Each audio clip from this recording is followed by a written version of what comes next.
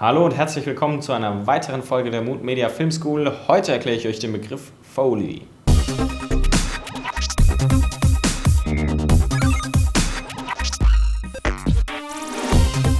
Foley oder auch Geräuschemacher genannt, beschreibt die Kunst des Nachvertonens von einzelnen Geräuschen in Filmen, die der Ton am Set nicht mit einfangen konnte. Beispielsweise werden Schritte meist später nochmal nachvertont. Dabei befindet sich der Foley Artist in einem Studio mit meist selbstgebauten Apparaturen, die ähnliche Geräusche machen wie das Laufen. Beim Erzeugen dieser Geräusche muss der Foley Artist extrem kreativ vorgehen und eine Menge Erfahrung mitbringen.